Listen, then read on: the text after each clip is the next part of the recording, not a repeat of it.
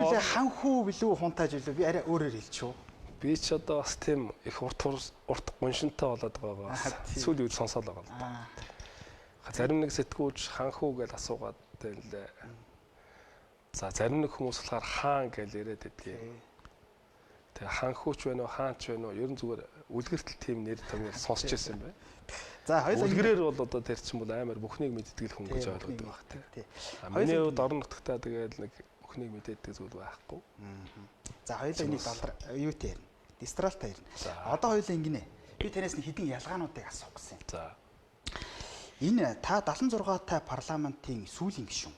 За 126 та парламентын анхны гишүүн. Ингээд бодохоор ер нь ялгаа мэдрэгч чинь бид хэд ч нөгөө 126 та боллоо шүү дээ. Ер нь зөвд жөө бодож юу. Таны бодлоор ямар? Өнөөдөр бас нэг түүхэн цаг хугацаанд энэ түүхэн цаг хугацааны гэрч болж үлдэж байгаад миний хувьд цацтай тохиолдол гэж боддог. Тэгээд Монгол улсын парламентын хамгийн сүүлийн 76 гишүүний нэг байсан. За бас парламентын түүхэнд хамгийн их 126 гишүүнтэй парламентын анхны гишүүнээр сонгогдоод бас ажиллаж байгаа даа. Яг тэр одоо савшаа юм да гэж.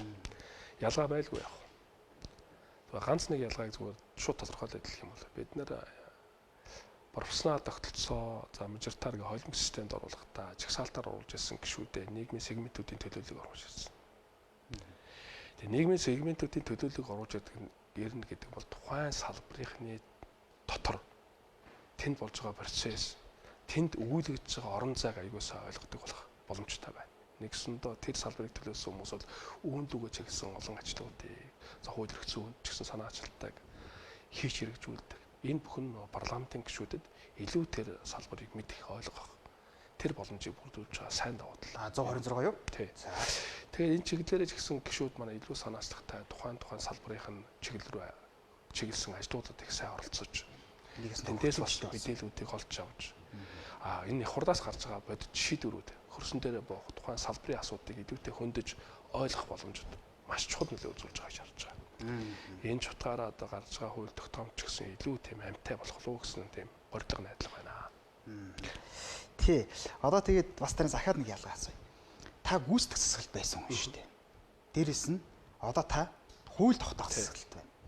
Тэгэхээр манай Монголын улс төрч нар нэг юм холимох урах шиг яваад байдаг. Яг харагдаад байдаг. Жишээ нь бол Токио хотын дарга бол дараагийн ерөнхий сайдл гэж харна болохоос биш парламентын гишүүн гэхгүй шүү дээ. Тэгэхээр манад энэ засаглалын тогтолцоо гэдэг юм ер нь ямар байна? Эрх мэдэл хуваарлт гэдэг юм юу байна?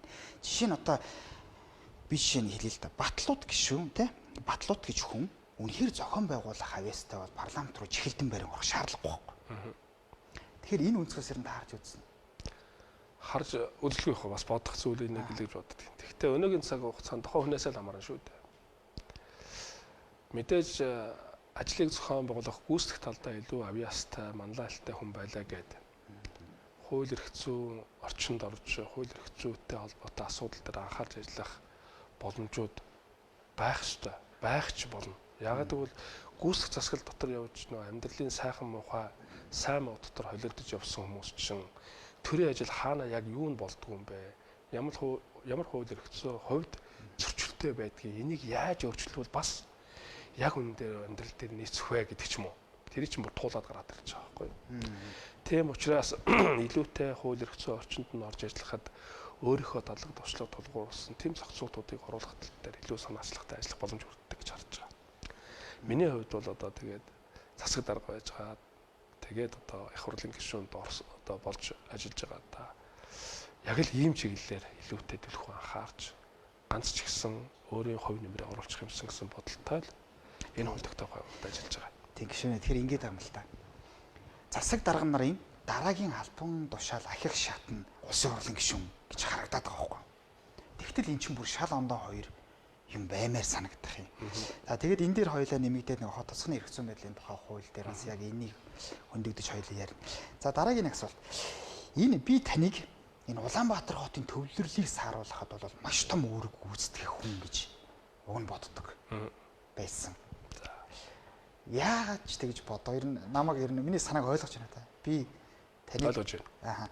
Эрдэнэт хот бол тийм үү? Мөнгөтэй. Зам, харгуу, дид үтцийн хувьд бол одоо бус аймгийг бодох юм бол том. Тэгэхээр үнэхээр тэнд зөв менежмент хийсэн бол өнөөдөр Улаанбаатар хотод чихэлдэн барин амьдрахгүй. Эрдэнэт рүү явж амьдр. Дархан луу явж амьдр. Нөгөө Улаанбаатар хотын хөрсний бохирдол, нөгөө Улаанбаатар хотын агаарын бохирдлыг тодорхой хэмжээнд багасгана. Үнэхээр сайжирсан бол гэж байна те. Тэгээд 90 оны Эрдэнэт байна. 80 оны 90 оны дархан хэвээрэн байна гэж энэ дэр та санал нийлв. Гэхдээ яг санал нийлэхгүй зүйл байна. Мэдээж хөгжил дэвшлийн хувьд бол харьцангуй өөр болсон шүү дээ. Юу 80 оны 90 оны Эрдэнэттэй. Тэгэхдээ эдийн засгийн потенциал, хууль эрхцэн хүрээнд тухайн хот гэдэг юм аймгийн статусыг тодтогч байгаа арга хэлбэр дээр бол бараг 80 оноосоо 90 оноосоо доош орсон зүйл байна. Би яагаад ингэж хэлж байгаа вэ гэхлээр Эрдэнэт хот байхдаа одоо 1994 оноос өмнөх үед улсын зэрэгэлдээ Эрдэнэт хот байхдаа Эрдэнэт төсвөө өөрөө бүрдүүлээд нийт төсвийнхээ 66% орчим хувиар орхон Эрдэнэт хотынхаа бүх хөрөнгө оруулалтын асуудлыг шийддэг байж. Энэ бол чухал зүйл. Нэгсэндээ улсад одоо төвлөрүүлэхгүйгээр өөрсдөө бие дааж одоо улсын асуудлыг шийддэг байж. За 94 онд засаг захиргааны нэгж аймаг гэдэг статустай болоо хотын статусыг орхиож явсноос хойш бол за улсын төсвүүд бол хөрөнгө төвлөрүүлдэг. За энэ асуудал бол 2000 оны эхээс бий болсон л да. Нэгсэндээ бие даасан санхүүжилтийг бий болгосон аймаг 2000 оны үед бий болсон юм. Ингээд дандаа улс төвлөрүүлдэг. За зарим нэг орлогоор өөрсдөө хөрөнгө оруулалтыг шийддэг. Тэр нь одоо өнөөдөр хүртэл за өсөн нэмэгдэж байгаа тэр хэрэгцээ шаардлага хангах хэмжээний хөрөнгө оруулалт санхүүгийн чадамж бий болгож чадаагүй байхгүй. Хоримтол байхгүй. Тий. Нэгсэнд хоримтолч биш юм. Нэгсэнд өнөөдөр за өнгөрсөн жилээр тооцоод үзэх юм бол манай Орхон аймаг улсын төсөв 140 тэрбумыг тэгшдгсэн, төвлөрүүлсэн. Өөрсдийнх нь орлого гэвэл нэг 20 тэрбум хөрөнгө оруулалтын зардал. 100 гаруй мянган онтой газар шүү дээ. Тэр 20 тэрбум ч юу ч болохгүй шүү дээ. Зам аргуулсахад ямар хэмжээний мөнгө орж байгаа вэ? Тэгэхэд Улаанбаатар хотын төсөв ямар вэ? Тий. Тэгээ улсын төсвөөс. За улсын төсвүүд дээр ингээд том хөрөнгө оруулалт хийгээд өмнө говийн дараа хоёр дахь нь манай аймаг мөнгө өгч байгаа. Буцаагаад хуваарлаж гэж байгаа мөнгө нь бол нэг 20-30 тэрбум юм. Хэдэн сургууль цэцэрлэгтэй холбоотой асуудлыг шийдэх хэмжээний мөнгө болгож байгаа. Тэгвэл энэ өөрөө харилцан адилгүй тавигддаг. Би нэг улсын хурал дээр бүр бачимдахтаа дарга дагсан төсөвд оруулж ирэхэ болооч гэдэг зүйлийг сангийн яамныханд засгийн газрын таяг шилжиж ирсэн. Та нар хэлж ирсэн тий. Бодоод үзэлтэй. Тэгээд Хинтээ аймаг, Дархан уул аймаг, Хувс аймаг, Ховд аймаг гэх сайдуутай аймагуд л тэгэл жилдээ 100 гаруй тэрбумаар 200 тэрбумаар хөрөнгө оруулалт хийжсэн биз дээ. Одоо нэг хинтийн хинчин болоод хийж шүү дээ тий. Тэгэхэд өнөөдөр Орхон аймаг улсад одоо тэр уур хачтын маань хөс хүчин гэсэн одоо хөрөнгийг бий болгоо 140 тэрбумыг өгчөөд авч байгаа мөнгө дээр. За ойлгоо. Тэгээд ийм нөхцөл байдал чи өнөөдрийн Эрдэнэт хотыг хөрөнгө оруулалтын хэмжээнд бүрэн дүүрэн дэмжиж хөрөнгө оруулалтыг бүрэн дүүрэн хийх боломжийг хаагаад байгаа байхгүй. Тэгээ үүнийг би яриад байгаа. За одоо би танаас нэг зарчим асууя. Та энэ Мөнхбаяр Ганди гэж хоёр хүнийг таних уу? За сайд байсан, гишүүн байсан мөн биш. Мөнхбаяр таны туслах. Тийм дээ. Санаж байна тий. Таны туслах байсан тий. Тий. Би танаас нэг ийм асуугаад. Та бол хэвлэлээр зөндөө ярьсан. Гэхдээ 20 жил ажилласан хүн, 2 жил ажилласан хүн хоёрын хэн төрөл байранд орох вэ? 20 жил үгүй мэдээж их ажилласан, их жил олон жил ажилласан хүний байранд оруулна. Та минь надад нөгөө байртай холбоотой асуудлыг өндөх гээд байгаа шүү. Тий, яг би танаас яг байртай асуудлаас гадна төрийн албаны мерит зарчим гэдэг юмыг би асууад байна. Та энэ бодлогыг юу гэж боддог юм бэ? Мерит зарчим бол тухайн салбартаа тий өөрийнхөө мэдлэг боловсролыг үнэлүүлээд шатраалсан одоо албан тушаалууд тавигдаж явах энэ зарчим. Тэ. За яг хуу Мөнхбаяр Ганди гэх тэр хоёр хүний хувьд бол би онцгойлон үзсэн зүйл бий. За хоёулаа төрийн албан агч. Нэгдүгээрт нь хоёулаа гэр бүл болсон. Тэгээ хоёр хүний асуудлыг нэг дор шийдсэн асуудал байна. Тэгэхдээ би ганцхан Мөнхбаяр Ганди гэж хоёр хүнээр тэр байр өгсөн асуудлаар бүгдийн битгий дүгнэсэ гэж харж байгаа. Тэр дотор 20 жил 30 жил ажилласан хүмүүс ч орсон. 10 гаруй жил 20 жил жолоочоор ажилласан хүмүүс ч орсон. Тэр дотор би даргад байр өгөөгүй. Залуучуудыг дэмжсэн, жолооч нарыг дэмжсэн, жирийн төрийн албан агчдыг дэмжсэн. Тий. Тэгэхээр бид нэг зүйлийг бас нэг орхидуулаад байгаа юм шиг санагддаг. Тэр нь юу вэ гэхээр төрд ажиллах хэрэгтэй. Төр залуучууд орж ирмээр байна гэдэг. Гэхдээ төрд орж байгаа залуучуудаа бид дэмжихгүй юм бол тэгээ хэн итгэж орж ирэх юм тэнд. Төрийн залгамж чанар халаан тэгээ юу гэж явах юм. Төрд орж байгаа хүмүүс байнгын тийм орон байргүй дутууд илмэг ийм байх хэрэгтэй юм. Тэр зарчмын юмыг бол ойлгож байна. За та бол үнэхээр ингэ залуучуудаа дэмжих юм байна. Төрд хүмүүсийг ингэж оруулах юм байна гэж. Зүгээр нийгэм бол ингэж харж байна л да. Батлууд гэж хүнийг 2 жил дагаад байртай болдог. Батлууд гэж хүнийг дагахгүй бол 20 жил болсон ч байртай болохгүй гэж. Агуулгын хувьд бол ойлгож байна. Зүгээр ингэж яг сая миний хэлсэн чиг ойлгогдоод байгаа. Тэгэхээр та төрийн албаны мерит зарчим гэдэг юмыг л баримтлаа. Тэгэхээр би энэ дээр бол яг төрөв баг хэлчихлээ л тий. Дагаж явсан гэж. Тэгээ одоо тэнд ажиллажсэн 20-30 жил болсон хүмүүс намайг дагаж явсан уу гэдэг асуултыг сөргөөгд асуумаар байна. 10 гаруй жил жолооч хэлсэн хүмүүс намайг дагаж явсан уу гэдгийг асуумаар байна. Ганцхан хүний асуудал байхгүй юу? Хоёр хүний асуудал байхгүй юу? Наа хоёр хүн ч юм бол тэгтээ хоёулаа төрийн албанд орцсон. 4 жил ажилласан. За өнөөдөр бол 10 жил ажиллалаа ингээд. Тэгээд хамт одоо байж байгаа танилцаад гэр бүл болсон. Тэгээд бид боломжийг олгосон. Гороо барь өгсөн гэж тийм. Бусд нь бол тэгэл дандаа намайг дагаагүй урд нь ажиллаж исэн л хүмүүс шүү дээ. Тэгээд тэн дээр бид нэр ярилцж байгаа шийдлийг гаргасан. Би нэг буруудаагүй гэж хардаг. Хаач хэлнэ нэгэ. За алгалаа. За та гадаадад их томилтой явсан гэ. За энийг бол та хэвлэлээр зөндөө ярьсан. Одоо би зүгээр танаас арай өөр юм асуух. Та бас хамгийн их газар өгсөн. Одоо амийн садар болсон. Газар зарсан юм уу, өгсөн юм уу, тий? Олгосон юм уу, тий? Чи хууль эрх зүйн нэр томьёо нь өөр. Тэгээд дээрээс нь тэндээс ямар ашиг хүрсэн, тий? Гол зорилго нь юу байсан, тий? За тэгээд нэг улсын төсөв, орон нутгийн төсөв мөсөвдөө хэр юм яасан гэд. Тэр энийг нэг тайлбарлаад өгч байна. Яг баримтуудыг сайн үзээрэй гэж би хэлмээр байгаа. Нэг хоёрдугаарт нь газар өгсөн зарсан гэд нэг ойлголтын зөрүүч гэх юм уу. За яг одоо хүмүүс мэдэхгүй учраас тэр болгон би ярихгүй тайлбарлахгүй учраас ойлгохгүй байгаа. Би 2016 онд Торхай аймгийн засаг дарга болсон. Тэгсэн. Тэгэхэд газрын тухай хуульд өөрчлөлт ороод ганцхан шалгуур үзүүлэлтээр дээр газар болгодог болсон дуудлага худалдаа. Тэрнээс өмнөх тохиолдолд бол дуудлага худалдаагаар төслийн сонгон шалгуур гэж болгодог байсан. За харин надаас өмнө бол тэр манай Эрдэнэтийн хамгийн чухал газрууд 1-ийн аар бол 2-ийн аар бол одоо дандаа том газрууд барилгажилж явагдаж байна. 7 дугаар орол Эргэн тойрон Баян дээр эко орол баригдаж байгаа тэр хэсэг. Төс сонгон шалгуурлаар явцсан шүү дээ. Тэр үед одоо ирэх үежсэн нам нь арцсан. Би улс төржөөгүй шүү зүгээр бодит байдлыг ярьж байгаа. Улс төрж гэнэ гэж үзэж магадгүй улс төржүүд би бас улс төрж шүү дээ. Арцсан нам. Тэр хүмүүс бол төс сонгон шалгуулт нэртэй бүгдийг үнгүй аваад хэсэгчлээд хэдэн зуун саяар зарцсан зүйлүүд байгаа. Баталж чадна би нэг бас. Тэгээд тэрийгэ болохоор булзааруулад над руу наах гэсэн оролдууд их явж байгаа шүү. Батлууд бол асар их газар зарсан, тэгсэн, олгосон. Тэрэнгээрээ одоо мөнгө авсан гэдэг юм. Сонгуулийн мөнгөө босгосон. Тий. Байхгүй. Миний хамгийн том шийдвэр гаргасан асуудал бол уулын байж болох Эрдэнэт төлөвлөлтөөр уурхаачтай хандаж шийдвэр гаргасан зүйл бий. Тэрний юу вэ гэвэл уурхаач 1 2 3 дугаар хороол барих гэж байгаа төслийг манай Эрдэнэт төлөвлөлтөөрийн уурхаачд одоо барьж байгуулахад төсөл нь батлагдсан байсан. Тэр нь бүр одоо манай хуучнаар Эрдэнэт төлөвлөлтөөрийн баруун талын хэсэг, хуучин тээврийн товчооны баруун талын аманд дэд үтс очих боломжгүй. Нэгсэн доо цагаан чулуутын голын урд ирэг дээр гэсэн үг. Тийм газрын өгсөн байсан 73 га. Тэгэхээр нь одоо би бас иргэдийн хурлаар асуудлыг оруулж гаад энэ уурхаачтай бид нар бас нэг гар сунгая. Боломжтой гэсэн газруудаа өгье гээд хамгийн боломжтой газар буюу тэр Имлэгийн артлын Баян дөрөв уулын зүүн уртлын хэсэг буюу тэр газар 73 га газрыг өгсөн. Хамгийн том шийдвэр гаргасан нь энэ. Бараг.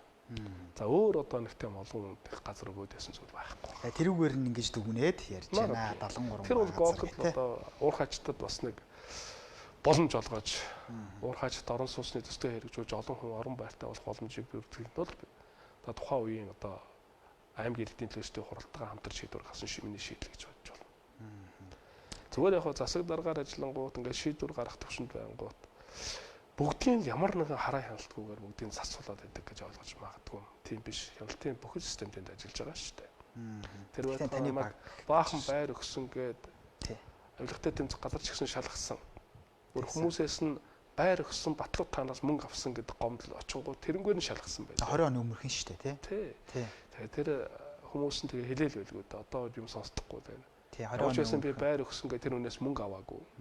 Над тийм одоо бүр толгойч багтахгүй бодол дээр. За би танаас нэг хоёр асуулт. Энийг таан дээр бас их товчхон хариулаад өгчээрэй. Нөгөө 6-аас 7 жил гацсан тоглоомын талбай гэдэг яригдээс танаа амиг дээр. Санж гинөө та? Санж байна. Тэр асуудал нэр одоо юу болсон бэ? Тэр ашиглалтанд орсон уу? Гэхдээ одоо ажиллаж л байгаа. Ашиглалтанд ороогүй байна. Тий, яагаад орохгүй? Би ингэсэн юм. Энэ чөлөө цагийн танхим Эрдэнэ одоо цэцэрлэг төрөлхөн барьж байгуулах санааг аймаг засаг дараа усны дараа бас хүмүүстэй ярилцаад олж аваад. Тэгээ зураг төсвөл гарсан байсан жоохон багасгаад ингээд оруулсан юм. Зураг төсвөл баг юу вэ? 20 тэрбум байсан уу та? 20 гаруй тэрбум ч байлоо та. Тэгээд ингээд зам талбайг нь жоохон богиносгоо сохогчтой ярьж байгаад ингээд нарийсгаж мэрсгэж гад нэг зүйл барьсан. За бариад байгуулсны дараа нааталт нь болохоор ахаад нэг 10 орчим га дээр нь тоглоомын талбай барьж байгуулъя гээд хөрөнгөний асуудлуудын тодорхой хэмжээгээр шийдвэрлэж явсан. За түүний дараа бол ковид цар тахал гэж янз янзын асуудлуудаас болоо жоохон зогссон зүйлүүд байна. Тэгээд эцэст нь юу ямар асуудлууд дээр одоо гацаад байгаа вэ гэсэн чинь аймаг гүйцэтгэх компани хоёр түлхүүр гардуулах нөхцөлтэй байсан эдэж гисэн зураглал дээр төлөвлөлт дээр ерөөсөн зогцож чадаагүйгээс нэлээд цаг хугацаа авсан юм байна.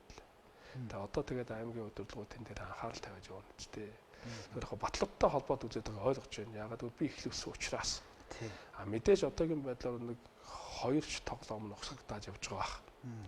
Тэгээ яг тэр төлөвлөлт газрын хаагур нь хааж хаана яаж төлөвлөх вэ гэдэг асуудлууд байгаа юм байна. Нөгөө нэг гүйцэтгэх компани төлхөр гардуулах нөхцөл учраас бүх зураг төслүүдээ гаргаж өгөөд аймгийн захиргаа нөгөө тэд нар болохоор төвнийг нь хүлээж авахгүй нөхцөл байдал үүссэн санал зөрчилсөн асуудлуудаас бол баган цаг хугацаа авчирчээ л гэж харж байгаа.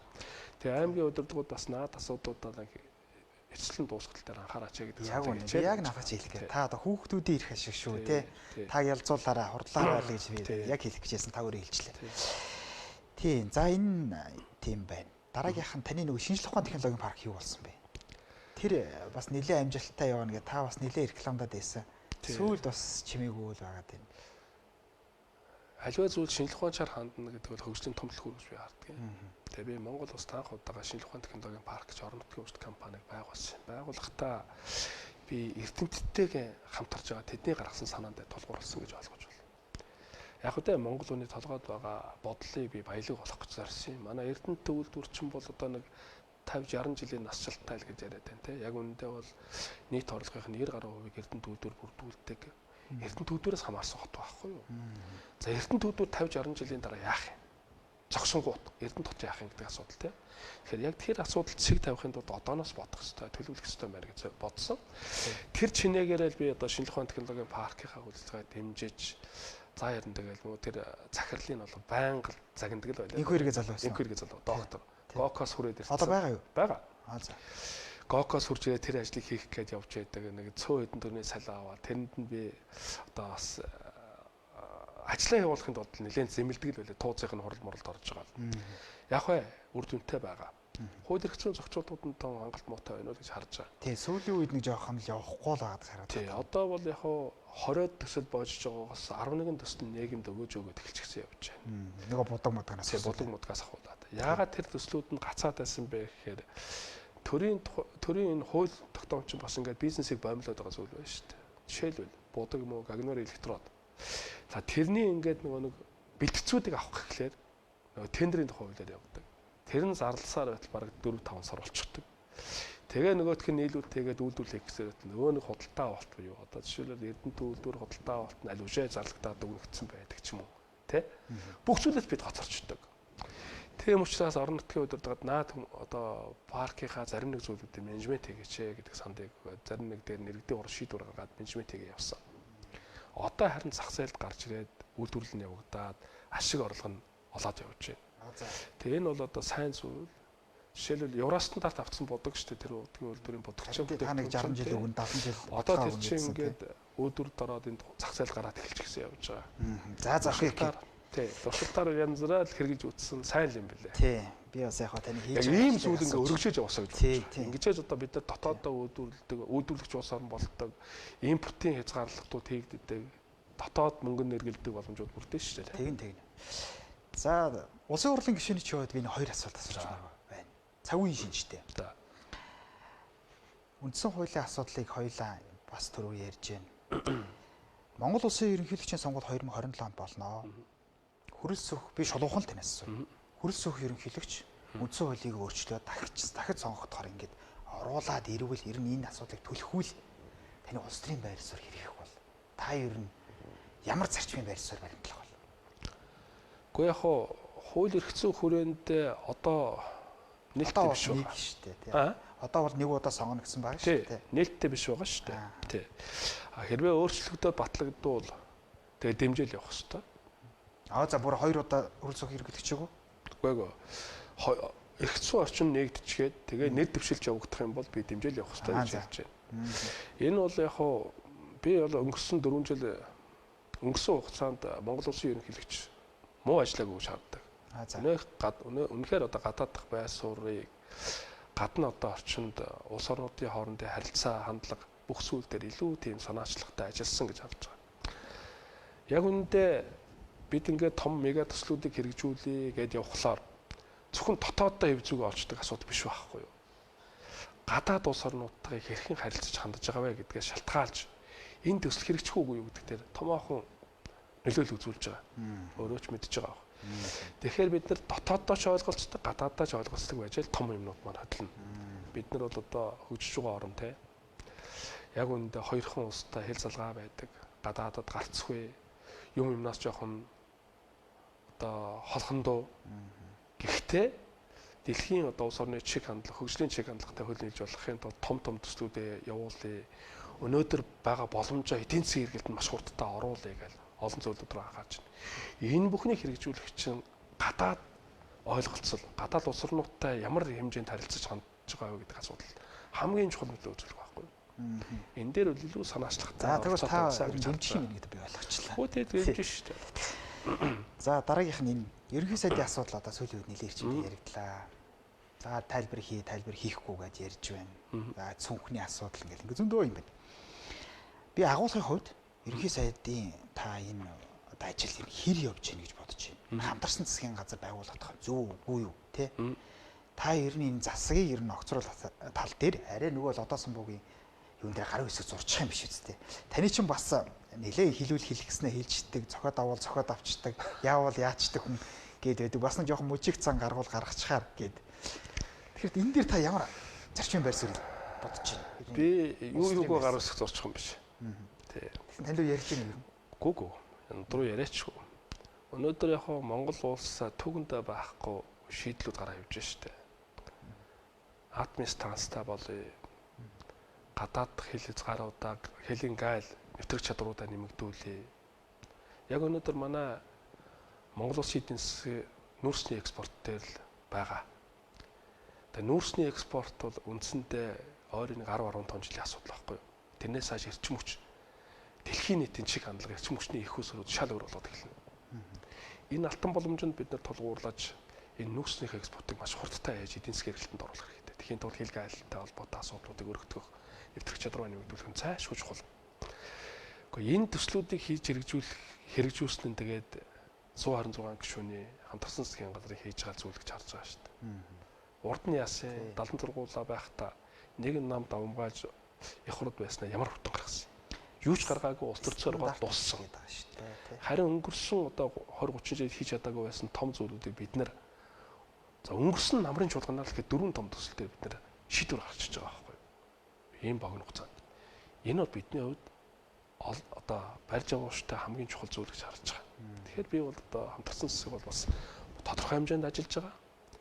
Том шийдлүүдээр илүү тийм нэгдэж чадчихснараа үр дүн гаргаж байна. Одоо харин гүйцэтгэл талдаа анхаарах хэрэгтэй. Засгийн газрын осруулъяд ороод ирвэл та бол байж ял гэх хүн биш. Болж байгаа бүтэж байгаа зүйл болгоныг бид хүн хамгаалж авах хэрэгтэй маа л гэж боддог. За хоёулаа одоо нэг би дөрөв танилцуулга дээр хэлээ. Хот тосгоны эрх зүйн байдлын тухай хуулийг гацаа гэж гээ те. Яг агуулгын хувьд бол том. Үнэхээр том. Одоо би та бүхэн түрүү ярьлаа шүү дээ. Тэр Мэрит зарчим гэдэг чинь энтэй холбогдно. Нөгөө нэг та Улаанбаатар хотын төвлөрлийг та сааруулах байсан гэдээ би таныг бодох гэдэг чинь энтэй холбогдно. Анхан шатанд нь эрх мэдлийн өгье гэдэг байгаа шүү дээ. Ууг нь. Тэгээ та яагаад явуулахгүй? Үгүй явуулахгүй биш шүү дээ. Би чинь зүгээр улсын хурлын даргын захирамжаар батлагдсан тэр хууль тогтоомжийг хэрэгжилт хэрхэн явж байгаа вэ? Тэрэнд дүгнэлт өгөх. Ойлгож байна уу? Тэгээ шаардлагатай бол зарим нэг хууль эрх зүйн хувьд нь өөрчлөлт оруулах гэж зорж одоо байгуулагдсан ажлын хэсгийн гишүүн байхгүй юу? Тэр хууль чинь батлагдсан. Тэгсэн. Хэрэгж эхлэх асуудал нь одоо засгийн газрын асуудал байхгүй юу? Засгийн газрын асуудал. Засгийн газар өөрөө тэрийг хэрэгжүүл ёстой шүү дээ. Үүрэгтэй. Тэгээ өнгөрсөн хугацаанд юу ч хийгээгүй чухал байна шүү дээ. Би гацхаад байгаа юм ерөөсөө үндсэндээ биш. Би харин үнэлт дүгнэлт өгөх энэ хууль нь хэрэгжиж байгаа мó юу гэдэгтэй л одоо үнэлт дүгнэлт өгөх гэж ажлын хэсэг шүү дээ. Тийм. Тэгээ үнэлт би улсын хурлын байгууллагын ажлын хэсгийг хуралдуулаад засгийн газрын мэдээллийг сонссон. Гэхдээ засгийн газар яг үнэндээ баг хяналт дээр юм хийгээгүй. Засгийн газрын хэрэглэх газар нь холбогдох харьяа яам нь нийслэл нь 20 минутын хоттой гэдэг. Тэгсэн. Үндсэн. Энэ бүхэн ч өөр өөрсдийн өнцгөөс асуудлаа тайлбарлаж байгаа нэгдсэн ойлголт байхгүй байна. Гэхдээ яаж явах юм бэ тэгээд? Гэхдээ тэр засгийн газар энэ дээр нэг шийдлээ гаргаагүй хууль эрх зүйн хувьд бас юм орооцолтой онтой тодорхой биш байгаа учраас юу ч хийгээгүй гэж би харсан. Үүндээ тийм л байна шүү дээ. Тэгвэл хот тосгоны эрх зүйн байдлын тухай хуулиар зөвхөн нийслэлийн асуудлыг шийдэх гэдэг юм биш. Би тэгвэл нийслэлийн асуудлыг шийдэх гэж нэгэ тэн дээр нь хөндлөн хөвтөд байгаа юм биш. Би төрийн үйл хэрэг иргэдэд хүржил байвал хамгийн сайн гэж үздэг хүний нэг. Иргэн үний тусын түр оршдог гэж ярьдаг хүн. Тийм учраас тэр одоо 14 хот байна уу те? Ингээд нийслэлийн хэмжээ зохион байгуулалтад явах боломж нь байгаа. Тэгвэл хөдөө орон нутгад яах юм? Хуулийн хэрэгжилтийг хангахаар. Эрх зүйн зохицуултууд нь байна. За бодоод үзье жишээ. За үндсүүлийн 57-гийн 2. Үндсүүлийн 57-гийн 2 дээр бол за улсын болон орон нутгийн зэрэгэлдээ хот байгуулах асуудлыг хууль эрх одоо зохион байгуулалт болоод эрх зүйн хүрээнд нь одоо хуулиар баталгаажуулж шийднэ гэж заасан байна. Нэгсэндээ хот байгуулахыг энэгээр нээсэн гэж ойлгож байгаа. За ингээд Эрдэнэт хотыг байгуулъя. Эрдэнэт хотыг байгуулахдаа манай Орхон аймгийн Баяндөр Жаргалан сумын нутаг дээр ингэж байгуулагдахаар одоогийн байдлаар томьёолцсон байна. За тэгэхдээ хот байгуулангууд аймаг татан богдохгүй. Аймаг татан богдохгүй. Тэр чинь цаасан дээр үлдээчий гэдэг байгаа шүү дээ. Цаасан дээр унтуулъя гэдэг байгаа шүү дээ. Тий, унтуулъя гэдэг. За тэгвэл 4 жилийн хугацаанд бүрэн эрх нь хэрэгжиж байгаа аймаг иргэдийн төлөөлөгчдийн хурлын төлөөлөгчдийн асуудал. Тэднийг одоо тэр хоттой нөгөө зөвлөл рүү ч оруулж. Баяндар сумын иргэдийн төлөөлөгчдийн хурл, Жаргалан сумын иргэдийн төлөөлөгчдийн хурлын 50 төлөөлөгч бүрэн эрхийн хугацааг яах вэ? Энд дээр хэн ч хариулж чадахгүй байгаа. Багийн иргэдийн төлөөллийн хурл өнөөдөр 4 жилийн хугацаанд үйл ажиллагаагаа явуулныг гараад ирсэн сонгогдсон гишүүдийн асуудлыг яах юм бэ? За аймаг байлаа. Унтуулна гэж яг юу яриад байгаа юм тэгээд. Яг хоо тэрийг хуульчлаад үзье. Тэгээ хуулийн зохицуултан дээрэж байгаа. Жишээлбэл нутаг дэвсгэрийн хуулиараа засаг захиргааны нэг төсвөө өргөн мэдүүлнэ. Унтахгүй наадах чинь. Сум нь аймаг нь төсвөө өргөн мэдүүлэхдээ хотынхоо даргын захирагчийн саналыг авж гаад өргөн мэдүүл батлна. Тэгэхээр унтахгүй харин хот чин Орхон аймгаас хамааралтай байна. Ийм болон давхцсан бүтэц байл гэж яах юм тэгээд. 41 төлөөлөгч байх нь. Иргэдийн хурлын ажлын албан байх нь. Засаг даргын тамгын газар байх нь тэгвэл. Хот нь байх нь, хотын зөвлөлд нь байх нь, ажлын албан байх нь. Баяндар сум, Жаргалан сум татан буулгалаа гэж үзье тэгээд. Иргэдийн хурлын төлөөлөгчнийхэн 4 жилийн хугацаатай бүрэн эрх нэгжиж байгаа. Энэ дээр хин нэгэн асуудал гаргаад үндсүүлийн цэцэд хандуул яах юм. Энэ төлөөлийн зарчим алдагдж байна гэдэг. Одоогийн зохицуултаар бол яг хэвдээ төлөвлөж байгаа зүйл нь аймгийн иргэдийн хурлын 41 төлөөлөгч нь Эрдэнэт хот болох асуудал одоо хууль зүйн хүрээнд бүрэн шийдэгдэх хүртэл энэ ингээд удирдлагын асуудлыг аваа явах нь. Засаг даргын захирчийн аваад явах нь тийм үү? Сум нь яах юм? Сум татан богдохгүй шүү дээ. Сумд яах юм? Засаг даргын таман газар нь яах юм? Сумын иргэдийн хурлын төлөөлөл нь яах юм? Багийн иргэдийн нийтийн хурл нь яах юм? Эн чинь ямар ч зохицуултгүй байгаа. Тэр Эрдэнэт хот дээр танаа тэр юун дээр 2 сум орох юм. Дахин аймаг дээр бас яах юм? Тэр сумын иргэдийн хурлын төлөөллийн засаг даргын таман газар нь яах юм бэ гэдэг. За тэгвэл зүүн яах вэ? Зүүн. Өрөнгө аймгийн төв 70 задгад хот. Одоо байгаа 21 төлөөлөл нь яах юм? Биш өмнө Говь аймгийн. Өмнө Говь. За. Тий. 21 төлөөллийн яах юм? Тэнд орон нутгийн шинжлэлтэй хот байгууллагууд бол 15 гишүүнтэй зөвлөл байгуулагдана. Энд чинь улсын хувьд ч гэсэн эрх зүйн хүрээнд ч гэсэн цогцохгүй илүү маргаан дагуулж орон нутгийн тогтвортой бус байдал үүсгэх, цаашлаад төлөөлийн зарчим алдагдах, тэр нь өөрөө үндсэн хуулийн зэслэлээр очих, магадгүй үндсэн хуулийн зөрчил рүү явах нөхцөл байдлыг үүсгэж байгаа би үзэж байгаа. Тийм учраас энэ асуудлыг хууль эрх зүйн хүрээнд нь авч үзээд илүү тийм одоо сонгодог тий яг хотоороо улсын зэрэгэлдээ хот нь хотоороо орон нутгийн зэрэгэлдээ хотоор нь хөгжих тэр болцоо бүрдүүлсэн хууль эрх зүйн орчиг бий болгооч л гэж хүсэж байгаа юм. Яг үүндээ 24 оны хавар хот төсвийн эрх зүйн байдлын тухай хуулийг батлахдаа Улаанбаатар хотын эрх зүйн байдлын хуулийг батлах гэж байгаатай холбоотой асуудал оруулж ирж байгаа л шийдэл гаргацсан шүү дээ. Тэрнээс биш 20 оноос 24 он хүртэл дархнаас сонгосон улсын хурлын гишүүд миний бие энэ хот төсвийн эрх зүйн байдлын хуулийг чинь батлуулахгүй гэж ярьсаар гоо өнөөдрийг хүргэсэн хүмүүс мөн. Ер нь бол хөгжлийг гацаах гэж байгаа тоолоотой биш. Хуулийг гацаах гэдэг тоолоотой биш. Хууль ижил дэгш хүн болгонд хүртээмжтэй хүргэл ёстой. Тэрнээс биш нэг хэсэг буюу Улаанбаатар хотын эрхшгийг хангачаад орон нутгийн эрхшгийг хөсөр ярьж байгаа тэр хуулийг гэж үзэхгүй гэж би үзэж байгаа. Тийм учраас энэ асуудал яригдж байгаа гэж бодож байна. Та одоо ажлын хэсгийн ахлагч. Ажлын хэсгийн ахлагч бол энэ хууль өөрөө хэрэгжиж байгаад нь үнэлэлт өгөлт өгөх гэж байгаа зүйл юм. Тэрнээс хэрэгжүүлэх гэж байгаа асуудлыг манлайлах юм шүү. Манлайлаа, дагуулад хэрэгжүүлээ тийм үү? Би үнэлэлт өгөлт өгнө. Засгийн газар илүү манлайлалтай байх ёстой гэж хэлж байгаа. Засгийн газар энэ дээр ажиллах ёстой. Би биш. Би бол үнэлэлт өгөлт хууль эрх зүйн орчныг хэрхэн боловсронгуй болох вэ гэдэг дээр. Тэгээ үндсэн хуулийн өөрчлөлтийг л хичээл таадаг. Өнөөдөр Монгол улс үндсэн хуулиндаа Монгол улс газар нутгийн хувьд засаг захиргааны нэгжийн хувьд аймаг нийслэл сум дөрөв баг хороод туваагдан л гэсэн байна. Тий, аймаг юунд ингэж явагдсан. Хотын статус хот гэдэг үг байхгүй. Тэгэхээр төсвөө хэн өргөн мэдүүлэх үү? Аймаг өргөн мэдүүлнэ, сум өргөн мэдүүлнэ. Хот яг уу.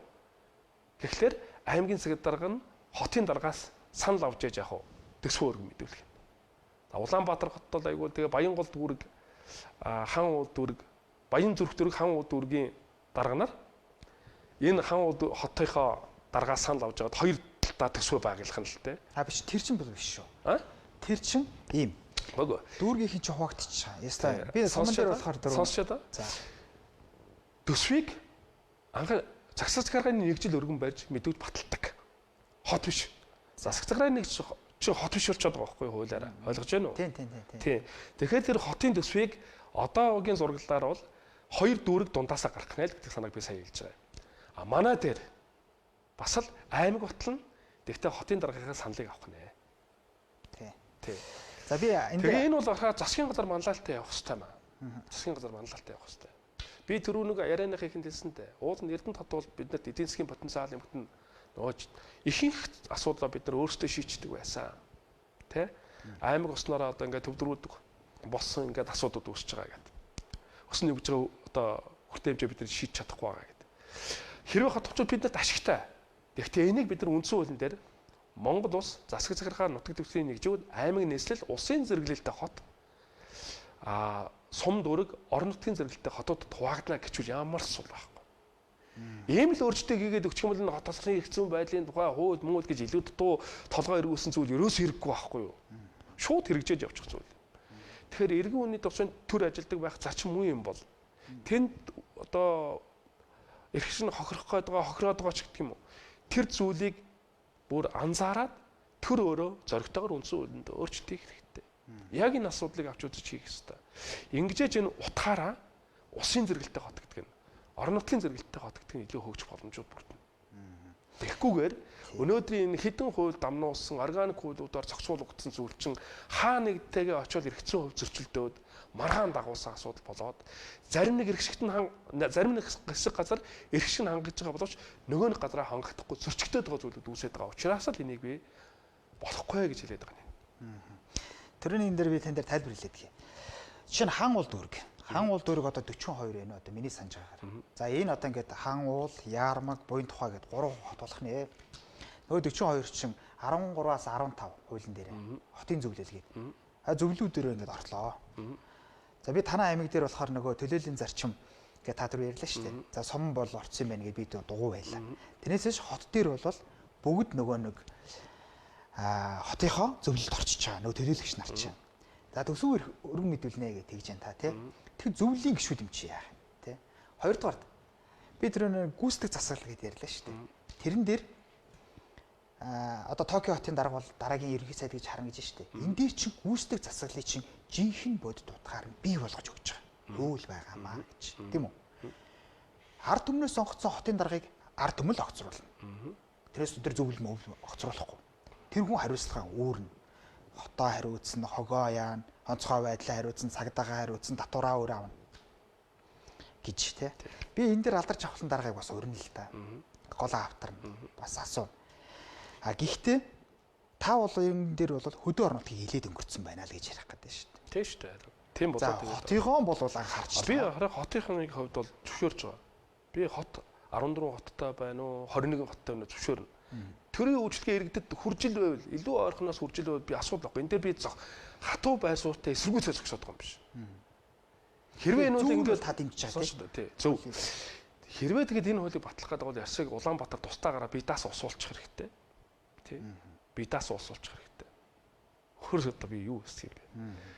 Зөвхөн Улаанбаатар хотын зориулж хууль батлана гэж ямар юм бэ гэдэг нь. Яг үнэндээ. Өтөө хөдөр нутгийн хүмүүс зөвхөн биш юм уу? Энэ хуулиар Монгол улс нэгдсэн л хууль юм бол, нэгдсэн л улс юм бол нэг хуулиар нэг ижил тэгшэрхтэйгээр иргэдэнд үйлчилдэг тийм хүртээмжил байх ёстой. Хэрвээ ягнангуйрээ ингээд зүтгээд хотоо ингээд авч үлдэх гээд байгаа бол Улаанбаатар хот бидаас усуулах хэрэгтэй. Шулууг байлч. Нямбаатар дарга ерөнхийлөгч болох. Тэгэл явах хэрэгтэй. За энэ дээр хэлж штэ. Уг хуулийн агуулга концепцийг бол та дэмжиж байгаа. Дэмжиж байгаа. За энэ бол үнэхээр зөв юм байна гэж тий. Тэгээд шийдэл нь бол яах вэ? Үндсэн хуулиндаа өөрчлөлт оруулах л та. Ингээл явчих шүү дээ. Тэгэл болно шүү дээ. За. Тэгэл явчихна. Ааха. Тэгэхдээ энэ дээр нэг асуудал гарч ирнэ л дээ. Одоо тэгээд их харддаг болчихжээ. Одоо харахгүй одоо иргэд. Одоо үндсэн хуулийн өөрчлөлтгээ тэгэнгүүт л миний төрөний ярьдаг нөгөө ерөнхийлөгчийн юуг дагуулад ороод ирэх үү. Одоо тэгээ ахаал ондоо юм нэмэл хот тосгоны юун дээр чинь ингээл үүсгэх хийгээд үндсэн хуулийг хит их өөрчлөлт тусгана. Засаглалын хямрал руугаа илүү явдаг. Ойлголцохгүй болдог тийм үү? Хоорондоо хэрэлддэг. Байн өөрчлөлт гэдэг чинь өөрөө байн хямрахын нэр гэдэг байна шүү дээ. Яг хууль гэдэг бол эргэн үеийн төсвийн тулд гарч явах хэрэгтэй юм л да. Тэгээд Монгол улсад хөдөө орон нутгад амьдарч байгаа хүмүүс нь эрхэн зөрчиж байгаа нөхцөл байдалд тэгээд нийтлэл шийдвэр гаргах нь зүйтэй байж дээ. Тэгээд заавал үндсэн хуулинд өөрчлөлт оруулахгүй болохгүй гэж хэн хэлээд байгаа юм. Гэхдээ тэнд иргэдийн эрх зөрчигдөөд заавал оруулж ээж шийдэл гарах гэж байгаа. Оруулахаас өөр яах юм? Болгоомж байдал та. Юуных болгоомж байдаг? Үгүй яах вэ тэгэл энэ. Тэгээд батлагдсныхын дараа л ярьцгаая л да. Батлагдах эрхийг авж байгаа тухайн үед нь шүүн ярилцъя л да. Урьдчилаад битээ хаалтыг гэж хэлдэг. Тийм үстэй. Гэхдээ тэгээд эрх хэсгэн зөрчигдсөн юм хууль гарчаа дараа нь бид нар тэгээ юу гэх юм? Уушлаараа Улаанбаатар хотыг л бодсон юм аа. Эрдэнэт дарханыхан хөдөө орон нутгийнхан бол ёстой сорой таныг бодоогүй юм байна шүү гэх юм уу? Юу гэж хэлэх юм тэгээ. Тэгээд эрх хэсгэн зөрчигдчих гээд байгаа нөхцөл байдалд яаж хууль эрх зүйн гаргалгаа гаргав. Тэгээд үндсэн хуулинд өөрчлөлт хийчихээчтэй. Тэгээд тэр хотын статусыг бүр тодорхой болгоод үндсэн хууль дээр зохицуулаад өгчихъя л доо. Тэгээд болох штэ. Илүү дутуу толгой эргүүлсэн хууль хэрэггүй. Улаанбаатар хот би даасан одоо эрх зүйн орчноо бүрдүүлж явах боломжтой бүрдэн тухайн орон нутагт улсын зэрэгэлдэх хотууд нь ч гэсэн би даасан үйл ажиллагаа явуулах боломж нь бүрдэн. Ямар ч проблем байхгүй байхгүй. За та бүхэн нэвтрүүлэг бас өндөрлөлт тийш хандчих. Сүүлийн нэг асуулт. Яг тантай биш юм аа. Бас танаа тойрогтой хамаатай. Сайн хүүгийн Ганбаатар гэж хүн танаа тойрог сонгогдлоо гэж. Халтмаагийн Батулга гэж хүн танаа тойрог сонгогдлоо гэж. Энэ хоёр хүний хоршил сүүлийн үед хүчтэй явагдаж байна. Хөх тугаа намруулаад хөдөө орон нутгаар явж байна гэж шүү дээ. Гэтэл би энийг бол танаас бол та бол тэтгэдэг арчсан намын гишүүн. Би Ганбаатарыг дэвшүүл та дэмжих үү гэж би мэдээж асуухгүй. Гол нь бид юу асуусан бэ? Арчсан намын гишүүн биш учраас. Би тий. Тэрийг бол асуух бол илүүц. Гол нь би танаас юу асуух вэ гэхээр танаа намтч байна. Энэ арчсан намтч байна. Энэ залуучуудын үзэл санаа үнд зүйл гэж юм ерөөсөн байхan болж ичи. Ерөөсөө л нөгөө дарга бурхан минь миний муу дарга гэх ингэ явчихдаг. Зүүн юу юм бэ гэхээр Ганбаатар гэж хүнийг зүүн үзэлтэйгээд зөндөөн бид ярьцсан. Популист гэдээ ярьцсан. Тэгвэл нөгөө арчсан нам чи барууны нам юм байгаа үстэй. Нөгөө баруун зөв мөн чи одоо хайцсан нөгөө холбох ураг болцсон уу те. Тэгэхээр энэ залуучуудын үзэл санаа гэдэг юм дээр үнд зүйл гэдэг юм дээр ер нь та ямар бодолтой явдаг вэ? ер нь надад та санал нийлэх үү? Танаа намд бол нэлээд бага шүү дээ. За би нэг жоохон эвгүй өгүүлж магадгүй шүү. За. Хуучин хүүг зохиолыг мэдэх үү? Хуучин хүү гэртээ ирлээ. Уншиж байна уу? Тэгээ нэлээд дээр үе сонсч байсан. Би багтаа уншиж байсан л да. Тий. Өнөөдөр Монголд юу дутагдж байгаа вэ? Яагаад энэ популист улс төрчд гарч иж байгаа гэж бодож байгаа вэ? Таны хувьд? Ард түмний яагаад бид нар сошиалд ингээл илүү хөтлөгдөж байна? Яагаад ингээд бүх зүйлийг тэн дээрээс үн зүгж байдлаар олж харж байгаа юм? Эсвэл энэ дээр ямар нэгэн тийм дүгнэлт хийж чадахгүйгээр яваад байгаа юм гэд. Энэ бүх зүйл яг юунаас холбоотой гэж боддог бай таны хувьд? Миний хувьд бол ард түмний амьдрал ядуу байна. Тэр сэтгүүн дээр л тоглолт хийгээд байна. Ард түмний амьдрал ядуутай биш юм. За. Сэтгэлгээний хоцрогдол, мэдээллийн хомсдол, нийгмийн соён гэгэрэл гэдэг зүйл байхгүй болсон байна. Боддоо. Би зүгээр бүр энгийн жишээрээ. Өнөөдөр хөдөлмөрөөс халамжаас хөдөлмөр шилжээ гэдэг уриалга гаргаа явж байгаа. Яг багш гэсэн үр дүн гаргаж байна. Жишээлбэл хүүхдийн мөнгө гэдэг чинь юуны мөнгө юм бэ? Хүүхдийн мөнгө. Өөр юу гэж боддгоо? Хүүхдэд зориулсан. Одоо тэгээ хүүхдийн мөнгө. Хүүхдийн мөнгө байхгүй тэр чинь. Ирээдүйдээ зарцуулах мөнгө. Энийг гаргаж ирээ 50 гут 4 хүүхдтэй залуухан гэрвэл хүүхдийн мөнгө гэдэг төдөөд амьдарч байна. Яг үнэ. Тэрийг асууж байна. Айлд очиод мал моллаач нэг өдөө чи чинь дагаа сард нэгдэн дөрөв гэхээр танаа зарцуулахгүй гэд хэлж байгаа. Энэ яг юу гэлж байгаа? Сэтгэлгээний ядуурл. Тий, бэлэнчлэх сэтгэлгээ. Сэтгэлгээний ядуурл. За, нийгмийн соён гэгэрэл гэдэг зүйлийг хийхгүйгээр энэ популизм болохгүй. Та түрүү хэллээ шүү дээ, Ганбаатар гэж улс төрч ингээл өөрөө барууны чиглэлийн анд орж явж байгаа мөртлөө ингээл дандаа нэг амлалтын зүүнний чиглэлийн намын ярьдаг зүйлүүдийг л яриад байгаа. Тий. Баруун зүүнний нам гэдэг чинь тэр сонгогчдод ерөөсөө мэдэхгүй шүү дээ. Асуудал нь тэндээ байгаа тоххой юу? Намын гişүүд нүрсэн манлайлах хэрэгтэй шүү дээ. Харин тий. Энэ нийгэм өөрөө тийм байгаад байгаа учраас яг үнэндээ ийм популист ултурчд гараад байгаа маа. Бид гамбаа хэлж байгаа юм биш л дээ. Ер нь бол. Тэгээ тэрэнд нь аймаа хүмүүс ихтгэл өмшил төрдөг ч юм уу.